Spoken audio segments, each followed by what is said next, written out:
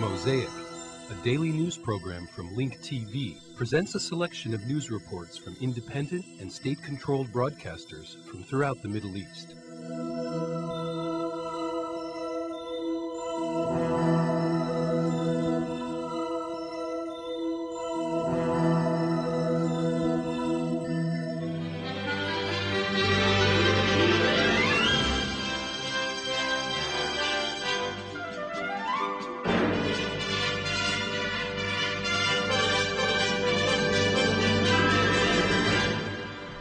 U.S. President George W. Bush said today in a speech at the National Endowment for Democracy in Washington that the United States will not relent in its fight against terrorism and will not tire or rest until the war on terror is won.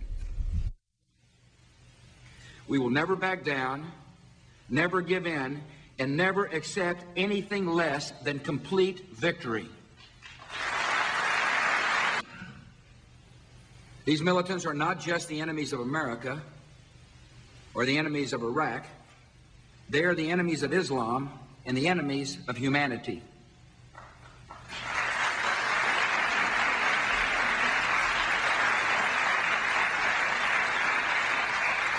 We didn't ask for this global struggle, but we're answering history's call with confidence and a comprehensive strategy. Defeating a broad and adaptive network requires patience, constant pressure, and strong partners in Europe, the Middle East, North Africa, Asia, and beyond. Visiting Iraqi President Jalal Talibani said today that an early pullout by US-led troops from Iraq would be catastrophic for the war-torn country. Talibani said at a joint news conference with the British Prime Minister Tony Blair their commitment to the cause of democracy in Iraq in training their security forces will help them stand on their own feet. He said Baghdad ultimately wanted to see an end to the presence of coalition forces, but only when the country was ready. He added if they pull out, it would be catastrophic for the people of Iraq and the cause of democracy, and it would be a win for terrorists. A suicide bomber in a car blew himself up near Iraq's oil ministry in Baghdad today, killing at least 10 people and wounding 8. One police source said he believed all of the casualties were oil ministry employees. A police source said in another attack, 1 civilian was killed and another 8 wounded when a suicide car bomb targeted a U.S. patrol in Al-Nidal Street in central Baghdad. Meanwhile, Iraqi police said a roadside bomb hit a U.S. military convoy in northwestern Baghdad and that there were casualties. Elsewhere, gunmen shot dead 5 Iraqi oil ministry security guards who were driving to the northern city of Kirkuk today. In another development, police said today a retired Iraqi police general and his 2-year-old daughter were killed in a drive-by shooting late yesterday in the northern city of Kirkuk. In a separate attack, gunmen killed Salim Ayub Silo, a local prison chief, and his driver in the northern Nur district of Mosul. Palestinian leader Mahmoud Abbas denied today that a date had been finalized for his planned summit with Israeli Prime Minister Ariel Sharon. The Palestinian leader told journalists after laying the foundation stone for a new surgical wing at Al-Shifa Hospital in Gaza City, when the date is fixed, they will have a lot of demand to raise at the summit. On the subject, Chief Palestinian negotiator Saib Erkat has this to say.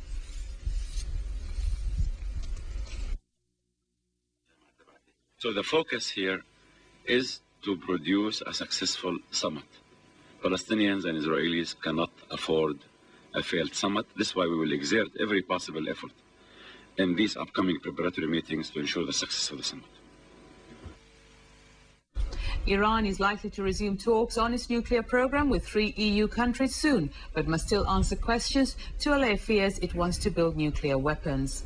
Mohammed al-Baradei, Director General of the International Atomic Energy Agency, the IAEA, said at a meeting in Moscow on nuclear safety issues he was optimistic that in the coming months they will see a resumption of these negotiations. He described the suspension of talks between Tehran and the EU3, Britain, France and Germany, as a temporary hiccup and said both sides needed to find a face-saving solution to restart negotiations on Iran's nuclear program. Those talks were suspended in August after Tehran announced it was resuming uranium conversion work in defiance of an agreement last year with the EU team. In Cyprus, European Parliament President Joseph Borrell said today Cypriots should not expect the European Union to wave a magic wand to reunify the island of Cyprus in the momentum that follows the start of membership talks with Turkey. Borrell said a new peace initiative was possible, but that Cypriots must do it for themselves, not just pin their hopes on a European solution. After intense bargaining between EU foreign ministers in Luxembourg, Turkey formally began membership talks with the EU on Tuesday after Austria dropped demands to offer a privileged partnership rather than full membership. Turkey argues that it will not recognize the Greek Cypriot government until a comprehensive settlement is reached on the island, but EU officials said Ankara cannot join the bloc without recognizing all of its members.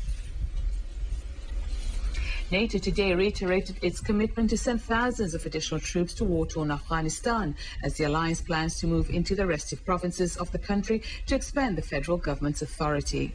NATO General Secretary Jaap de Hoop Schäfer told reporters in Kabul after meeting with Afghan President Hamid Karzai that it was clear that the NATO-led International Security Assistance Force, ISAF, would move first into the south and later into the east. Schäfer said the expansion into the south will trigger an enlargement of the ISAF, which now numbers about 12,000 and serves in and near Kabul by a few thousand.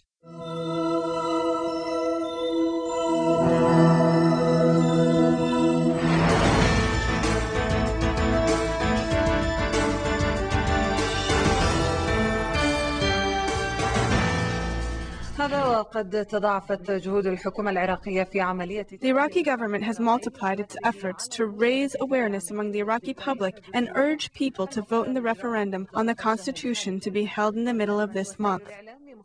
Meanwhile, the media also intensified its campaign to raise awareness among the Iraqi public.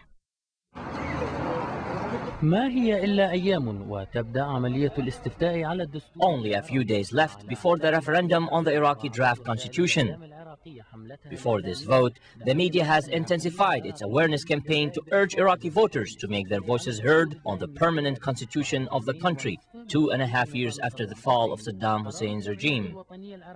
The Iraqi National Assembly's decision to annul the amendments that it approved earlier, which changed the rules of the referendum vote on the Iraqi draft constitution, had a positive impact by encouraging a greater number of people to vote. Iraqi daily newspapers published advertisements in both Arabic and Kurdish languages urging Iraqis to participate in the referendum. Iraqi television channels aired more engaging advertisements, focusing on the commonalities between all the Iraqi people rather than their sectarian differences. The Iraqi government exerted all efforts to urge the public to vote on the draft constitution. In the Samawa province, south of Baghdad, Iraqi ministers and members of the Constitution Drafting Committee met with local political and tribal leaders to discuss the referendum on the constitution. Those in the meeting confirmed that they will support citizen participation. But having said that, this is the first time that we are educating the Iraqi public to carry the responsibility for determining their future. We will exert all effort to educate even the smallest sectors of society. The meeting comes amidst increasing support for the constitution, which Iraqis will vote on next week. As part of this effort, Mahdi al-Hafiz, the Iraqi Minister of Commerce, distributed copies of the draft constitution to government agencies that distribute food to the Iraqi public. Beginning, there was some In the beginning, some people had negative positions towards the referendum. However, I now feel that they are beginning to understand that they have no problems with it. Rather, they feel free and can express their opinions in total freedom. According to opinion polls published last week, about 80% of Iraqis are expected to participate in the referendum.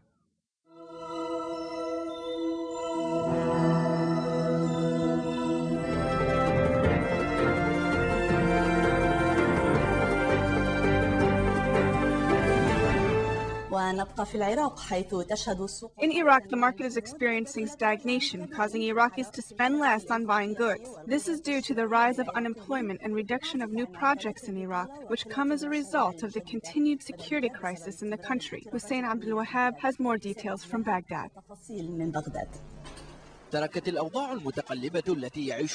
volatile situation that Iraqis must live with in terms of politics and security is clearly affecting all aspects of life in Iraq, especially the economy. The local Iraqi market is experiencing an unstable stagnation that occurs whenever the security situation heats up. In addition, Iraqi citizens are not buying goods for a long list of reasons, but mainly because people from all classes are using their monthly salaries to buy food, and they are saving their money in case of emergencies.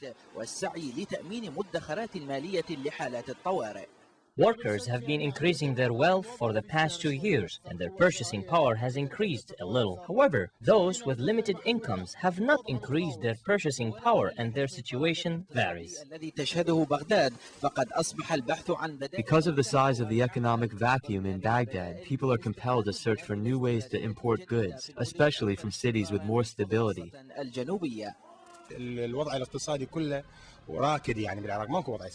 The economic situation is completely stalled in Iraq. Also, the government is not implementing a new project. The government is not initiating projects, so it's not asking for a new equipment, like air conditioners or large cooling systems. Previously, we relied on supplying the government with goods.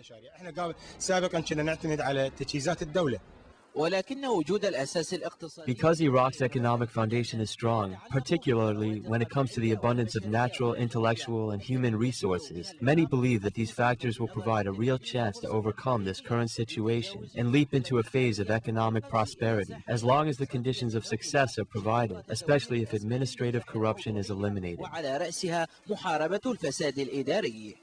The Iraqi currency is more in demand than before. There is more reliance on Iraqi currency inside the country. Economists believe that one of the most important factors behind Iraq's economic stagnation is the lack of an economic strategy, as well as internal factors such as the current security situation and the withdrawal of capital investments. Baghdad.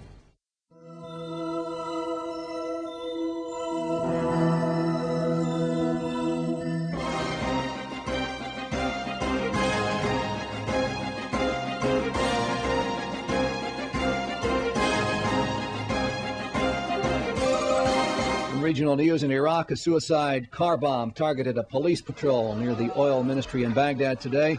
At least 10 people died in that blast. Earlier, in another part of the capital, a suicide car bomb exploded near a convoy of private security contractors, killing 1 bystander and wounding 8 others. And several shooting attacks claimed the lives of 3 civilians and a policeman. In other developments, Iraqi President Jalal Talabani, on a visit to England, said supporters of ousted dictator Saddam Hussein are trying to negotiate with the United States, saying they will halt terrorist attacks in Iraq in return for a pledge that Saddam will not be executed if he is found guilty for crimes against humanity. The High Court of Justice today ruled that the Army's policy of flushing out terrorists through the use of their Palestinian neighbors was illegal and may no longer be practiced by the IDF. Until now, the Army used the so-called living shield tactic of sending civilians to approach the homes of suspected terrorists wanted by Israeli security forces. A May 2002 petition submitted by the B'Tselem human rights group demanded that the policy be outlawed. At that time, the High Court did issue a temporary order against continuation of the procedure. The Army changed its policy by gaining the agreement of civilians to collaborate. But the court found that in most cases, the so-called collaboration was actually the result of a perceived threat from soldiers. In political reactions to the decision, MK Efietam of the Zionist Renewal Party complained that the ruling ties the hands of the Army. But Merit's chairperson, Zahaba Galon, welcomed the ruling, saying that it showed that an army in a democratic nation cannot behave like a terrorist gang. Military order prior warning is prohibited under international law. I think this is an important decision.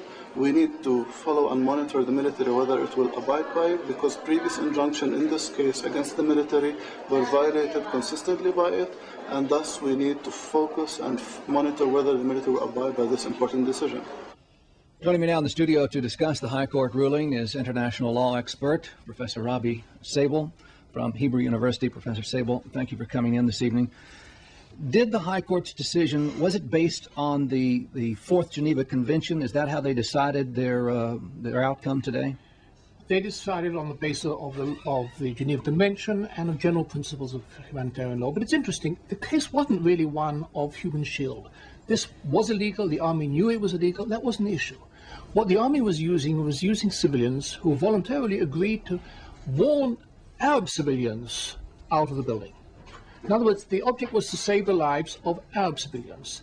The High Court nevertheless ruled that this should not be done, it was illegal. Why? Because it could lead to abuse. And by the way, there's no precedent that I know of in international law where such an issue has come up. Clearly, using civilians as a human shield is illegal, nobody questioned that.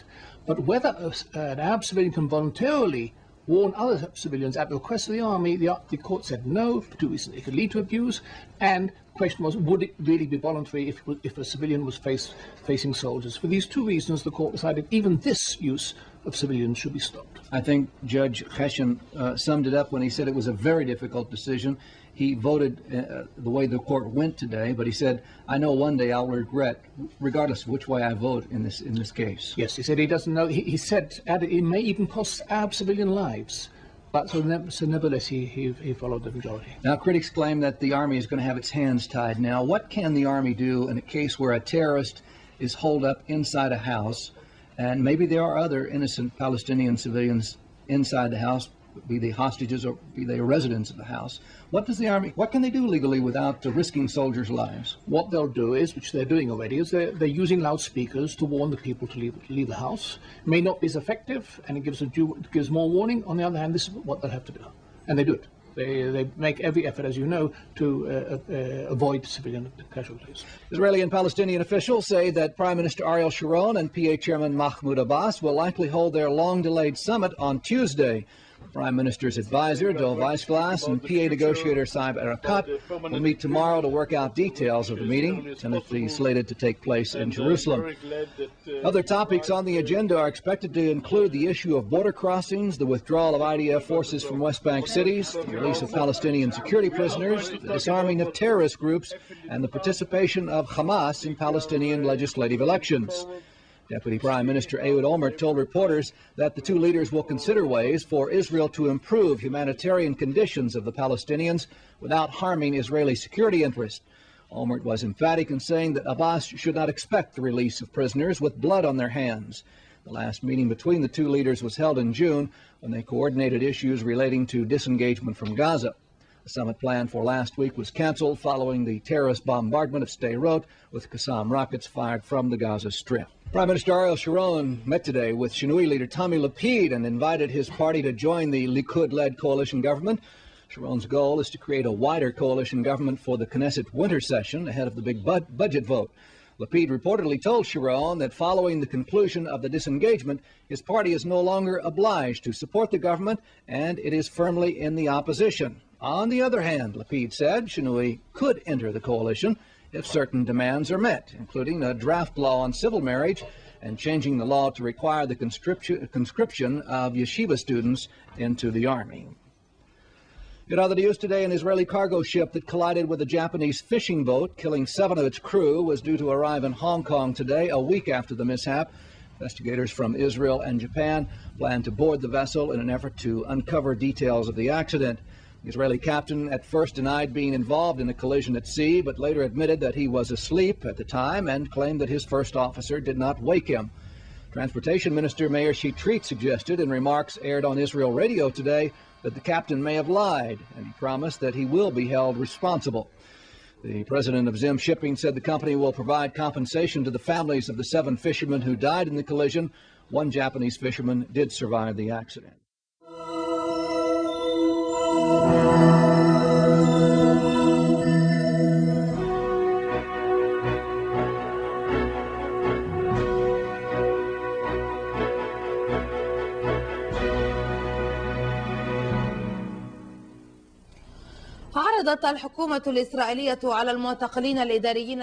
The Israeli Authority gave an ultimatum to Palestinian administrative prisoners to either stay in jail or leave the country. The prisoners filed a legal complaint against the Israeli order, which violates all international laws. An Israeli source confirmed that Tel Aviv is asking Palestinian administrative detainees to either stay in jail or live in exile. However, the prisoners filed a legal action against the Israeli order order. For example, Walid Hanatsha, a Palestinian prisoner whose administrative detention has been renewed for the past 3 years, filed a complaint against jail authorities. Walid Hantash has been detained since May of 2002. In the last court session, both trial and appellate courts ordered his release, but the court gave the district attorney's office 72 hours to review the case. Now, prosecutors appealed the appellate court judgment at the Superior Court, and the Superior Court affirmed the appellate court judgment, hence ordering Walid's release on the 22nd of September, pending no new evidence against him. However, 1 week before the 22nd, we were caught off guard as the military district attorney's office forwarded a letter to Sahar Francis, Walid's lawyer, advising her that his administrative detention sentence will be extended unless he agrees to leave the country for 2 years. The number of administrative detainees exceeds 680 prisoners. Israeli administration officials of the Aufar Penitentiary had recently transferred 200 inmates to administrative detention. This greatly worries inmates' families who wonder what will happen next to their loved ones. We are very worried about what may happen to those detainees. Neither the inmates nor the families know whether Israel will renew prisoners' administrative sentences or release them.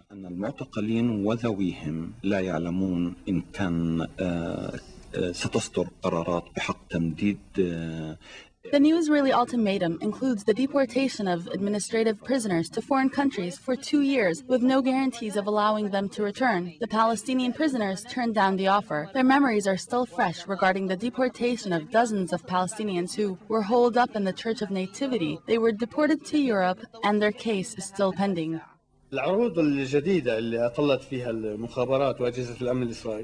Palestinians in general and Palestinian administrative prisoners in particular strongly oppose the latest Israeli ultimatum. It gives the detainees the choice of either staying in jail or leaving the country.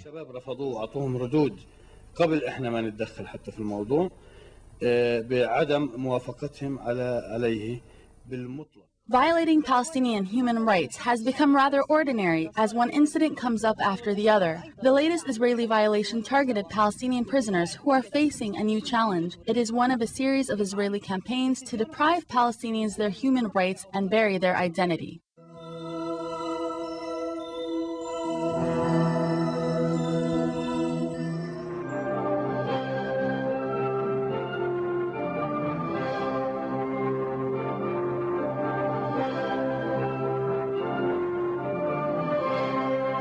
In the name of God, the compassionate, the merciful, greetings and welcome to Gen English News from Tehran. Quranic reciters from 45 countries called on leader of the Islamic Revolution, Ayatollah Ali Khamenei, on Thursday. At the meeting, Ayatollah Khamenei said the faithful should delve into deep concepts of the Holy Book to work out proper solutions to the problems the human society is facing. The leader added failure of Islamic countries to heed the instructions of the Holy Book and distance themselves from the enemy have brought on a lot of problems for the Muslim world. Iranian Foreign Minister Mansour Mottaki arrived in Doha, Qatar Thursday on the final leg of his Persian Gulf tour and met with the Qatari Emir Sheikh Hamad bin Khalifa Al Thani and Foreign Minister Hamad bin Jassim Bil Jaber Al Thani. In talks with his Qatari counterpart, Mr. Mottaki said enhancement of ties with all neighboring and regional states is high on the agenda of President Ahmadinejad's government. He added Iran, Iraq, and the Persian Gulf regional states should forge closer cooperation to work out proper mechanisms for restoring regional security. Earlier in Abu Dhabi, Iranian Foreign Minister took up bilateral relations, regional and international developments with the Emirate head of state Khalifa bin Zayed Al Nahyan. Still earlier, Mottaki talked over the phone with his Saudi counterpart, Prince Saud Al Faisal. In the conversation, the Saudi Foreign Minister expressed satisfaction over the friendly relations between Tehran and Riyadh and invited his Iranian counterpart for an official visit to Saudi Arabia. Secretary of the Supreme National Security Council, Ali Larijani, says the Iranian nation will never renounce its right to peaceful nuclear fuel cycle. Upon return from Syria, Iranian top nuclear negotiator told reporters at Tehran's Mehrabad airport Nuclear talks will bear fruit only if Iran's right to the nuclear fuel cycle is recognized. Larijani went on to say Iran welcomes talks with the Europeans if they are based on international regulations, not the language of threat or preconditions. British Prime Minister Tony Blair warned Iran against interfering in Iraq on Thursday, saying London's suspected explosives used to kill British troops there may have come from the Islamic Republic. Blair said that in a joint news conference with visiting Iraqi President Jalal Talabani, and added London would not be subject to intimidation when querying Iran's nuclear program. However, as he added, London can't be sure of this at the present time. Talabani in turn rejected Iran's interference in the Iraqi internal affairs and said weapons used in Basra, southern Iraq, were not from Iran.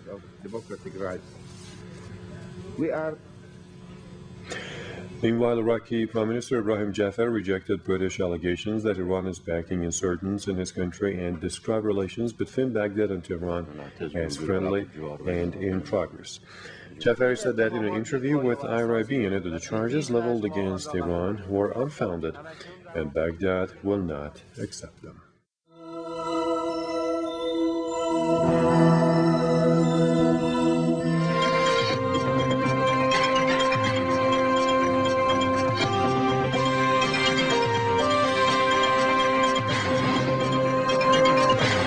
للمعلم وفه التبجيل كاد المعلم أن يكون رسولا من خلال هذا البيت Respect a teacher as if he was a prophet. We will look at a model teacher whose teaching to the young generations will live in the minds of the youth forever. In this report, that teacher is Bashir Karid, who has the noblest values a teacher can have. أن يحملها لفظ معلم عبد الباري سوداني.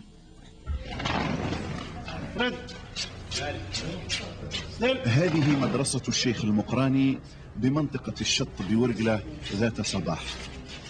This is the Sheikh Margani school in Shatt al-Bargula area this morning. This is the teacher, Mr. Bashir, who taught fathers when they were young, and today he teaches their sons. He has spent 30 years working in this noble profession with love, giving, and sacrifice. Children are dear to me. I love them a lot. This is what has allowed me to continue teaching here at this school. I rejected many job proposals. My friend sent an application with my name on it for a principal's position, and I withdrew it. المعلم بشير يجد في الوقوف مع الأطفال. Mr. Bashir must spend many hours with the children, and they find in him a teacher and a loving father. He gives all his efforts to find every possible way to allow the students to understand the lesson and receive high grades on their own. Children are innocent. I relate to them because I am a father of 7 children. I feel they are all my children. No doubt that his strong faith and love for his profession has allowed him to succeed in his mission, especially since he applies this piece of wisdom which he keeps as a constant reminder. The value of education is priceless, and only ignorant people do not seek it. So seek education and do not accept anything less, because human beings are not really alive until they are educated. Bashir is a role model for many teachers who spent many years like a burning candle to enlighten the path of the new generations. So what can society offer to Bashir and others like him in return? As for us, we salute them, a salutation that will live forever, especially on the International Teachers' Day.